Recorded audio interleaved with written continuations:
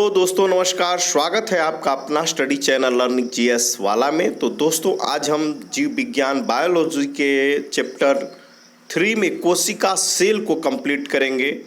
किसी भी competition exam general science का पेपर या खुद बायोलॉजी का विषय हो, उसके लिए यह वीडियो काफ़ी सफिशिएंट और हेल्पफुल होगा। तो चलिए दोस्तों वीडियो को शुरू करते हैं। शुरू करने से पहले आपसे निवेदन होगा कि चैनल को सब्सक्राइब कर बेल आइकन को दबा दें ताकि लेटेस्ट नोटिफिकेशन मिलता रहे। आज हम कंप्लीट करने वाले हैं कोशिका सेल को, जो काफ़ी इंपॉर्टेंट, किसी भी कंपटीशन के एग्जाम में 1 से 2 प्रश्न यहाँ से देखने को मिल जाते हैं। तो चलिए शुरू करते हैं। पहला प्रश्न है हमारा, जैव कोशिका के किस कोशिकांग को ऊर्जा घर कहा जाता है? किसका बात कर रहा है? जैव कोशिका। कोशिका किसी भी जीवित प्राणी के कोशिका 2 प्रकार के पाए जाते हैं जीवित प्राणियों में, जैव और अजैव कोशिका। तो जैव कोशिका की बात कर रहा है कि जैव कोशिका के किस कोशिकांग को ऊर्जा घर, पावर हाउस कहा जाता है? काफी फेमस क्वेश्चन है। माइटोकॉन्ड्रिया। माइटोकॉन्ड्रिया को जैव कोशिका का ऊर्जा घर कहा जाता है।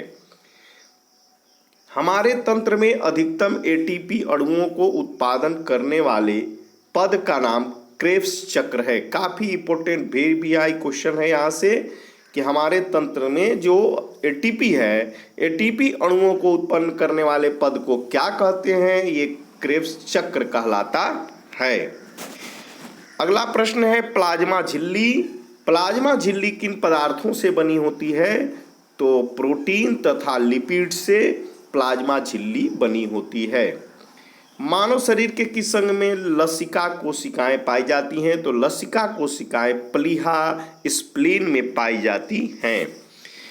किस जीव में लिंग गुणसूत्र नहीं पाए जाते हैं, जबकि सभी जीवों में गुणसूत्रों की संख्या होती है, पाई जाती हैं? तो लिंग गुणसूत्र जो होता है वह छिपकली में नहीं पाई जाती है। जंतु कोशिका में अनुपस्थित होती है। जंतु कोशिका में कोशिका भित्ति नहीं होती है, अनुपस्थित होता है। तो जंतु कोशिका में अनुपस्थित होती है वह कोशिका भित्ति।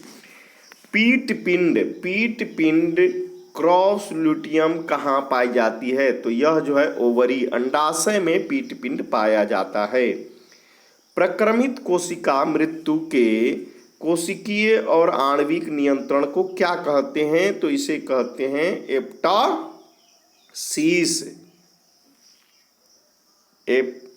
एपोप्टोसिस कहते हैं, एपोप्टोसिस कहते हैं। केंद्रक के अतिरिक्त न्यूक्लियस यानी कि केंद्रक के अतिरिक्त कोशिका के किस कोशिकांग में डीएनए उपस्थित होता है? तो डीएनए केंद्रक में उपस्थित होता है, लेकिन बोल रहा है कि केंद्रक के अतिरिक्त कोशिका किस कोशिकांग में डीएनए उपस्थित होता है? तो हरित लवक तथा माइटोकॉन्ड्रिया। हरित लवक तथा माइटोकॉन्ड्रिया। किसे कोशिका की पाचन थैली कहते हैं? कोशिका की पाचन थैली लाइसोसोम को कहा जाता है। लाइसोसोम को कोशिका की पाचन थैली कहा जाता है। मनुष्य के किस ऊतक में जन्म के पश्चात कोशिका विभाजन नहीं होता है? किस टिश्यू ऊतक में जन्म के बाद मनुष्य के किस ऊतक में जन्म के बाद कोशिका विभाजन नहीं होता है? तो वह तंत्रिका ऊतक। तंत्रिका ऊतक में कोशिका का विभाजन जन्म के बाद नहीं होता है। कौन सा भाग पादप तथा जंतु कोशिका में पाया जाता है? तो पादप और जंतु कोशिका में, दोनों में, पादप कोशिका और जंतु कोशिका दोनों में पाया जाता है। वह होता है कोशिका झिल्ली, कोशिका द्रव्य और केंद्रक। ये तीनों पाए जाते हैं जंतु और पादप कोशिकाओं में। हाइपरप्लासिया का क्या अर्थ होता है? तो हाइपरप्लासिया का अर्थ होता है कोशिका के आकार में वृद्धि होना। कोशिका के आकार में वृद्धि होना। जीन शब्द सर्वप्रथम किसने प्रतिपादित किया था? तो जीन शब्द को जॉनसन ने प्रतिपादित किया था।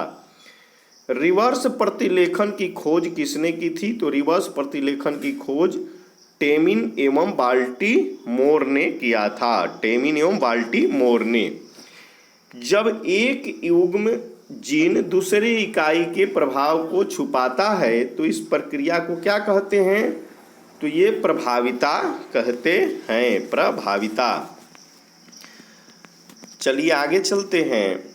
कोशिका का जीवित अंश जीव द्रव्य कहलाता है। आप जानते हैं कि कोशिका का जीवित अंश जो होता है प्रोटोप्लाज्म जीव द्रव्य कहलाता है। यह किससे मिलकर जीव द्रव किससे मिलकर बनता है? तो कोशिका द्रव और केंद्रक द्रव्य से मिलकर बनता है। जो प्रोटोप्लाज्म जीव द्रव्य होता है वह कोशिका द्रव और केंद्रक द्रव्य से मिलकर बनता है। कौन सा कोशिकांग प्रोटीन संश्लेषण में सहायता करता है? तो प्रोटीन संश्लेषण में राइबोसोम सहायता करता है, राइबोसोम। मानव शरीर में गुणसूत्रों की संख्या कितनी होती है? 46। मानव शरीर में गुणसूत्रों की संख्या 23 जोड़े और 46 होते हैं। कौन सा तत्व पौधों की कोशिका भित्ति सेल वाल को संरचना का घटक है? कैल्शियम। कैल्शियम तत्व जो होता है पौधों की कोशिका भित्ति की संरचना का घटक होता है। पादप की सबसे छोटी जीवित कोशिका कौन सी है? माइकोप्लाज्मा। माइकोप्लाज्मा सबसे छोटी जीवित कोशिका होती है। किसे जीवन का भौतिक आधार माना जाता है? जीवन का भौतिक आधार जीव द्रव्य यानी कि प्रोटोप्लाज्म को माना जाता है। कौन सा कोशिकांग केवल वनस्पति कोशिका में ही उपस्थित होता है? तो हरित लवक। हरित लवक सिर्फ वनस्पति कोशिका में पाया जाता है। द्विनाम पद्धति के जन्मदाता। द्विनाम पद्धति के जन्मदाता कैरोलिस लिनियस है। ये मटर के पौधे पर खोजे थे कैरोलिस लिनियस, द्विनाम पद्धति के जन्मदाता हैं। दो कोशिकाओं के मध्य पदार्थों का आवागमन किसके माध्यम से होता है? तो जीव द्रव तंतु के द्वारा, जीव द्रव तंतु। किस तत्व के कोशिकाओं में एकत्रित होने से रंध्र खुल जाता है? तो पोटेशियम की उपस्थिति से पोटेशियम तत्व की उपस्थिति से कोशिकाओं में एकत्रित रंध्र जो है स्टोमेटा का खुलने का कारण कौन तत्व है? तो पोटेशियम। किस कोशिकांग को ट्रैफिक पुलिस की संज्ञा प्रदान की गई है? ट्रैफिक पुलिस कहा जाता है गाल्जी काय को। गाल्जी काय को ट्रैफिक पुलिस कहा जाता है। प्लाज्मा झिल्ली किस पदार्थ से बनी होती है? तो प्लाज्मा झिल्ली लाइपोप्रोटीन से बनी होती है, लाइपोप्रोटीन। प्लाज्मा झिल्ली की संरचना का यूनिट मेम्ब्रेन मॉडल किसने प्रस्तुत किया था? तो रॉबर्टसन ने 1959 में यूनिट मेम्ब्रेन मॉडल को प्रस्तुत किया था। कोशिका भित्ति की संरचना कैसी होती है? कोशिका भित्ति की सेल वाल की संरचना पारगम्य होती है, पारगम्य होती है। अब एक इम्पोर्टेंट, विश्व की सबसे छोटी कोशिका। तो विश्व की सबसे छोटी कोशिका माइकोप्लाज्मा गैलीसेप्टिकम होता है। विश्व की सबसे बड़ी कोशिका शुतुरमुर्ग का अंडा, ये सबसे बड़ी कोशिका होता है। मानव शरीर में सबसे छोटी कोशिका सेरिबेलम की ग्रेनुअल सेल होती है। मानव शरीर की सबसे बड़ी कोशिका अंडाणु केवल स्त्रियों में होता है। मानव शरीर की सबसे लंबी कोशिका न्यूरॉन होती है। पुरुषों में सबसे छोटी कोशिका शुक्राणु होता है, जबकि सबसे बड़ा पादप कोशिका कार्लेपोटैक्सीफोलिया होती है। बात करें तो पुरुषों के शुक्राणु तथा महिलाओं के अंडाणु को निषेचन की क्रिया अंडवाहिनी में संपन्न होती है। तो दोस्तों आज एक हमारा इम्पोर्टेंट सेशन यही समाप्त होता है। Thanks for watching my video दोस्तों।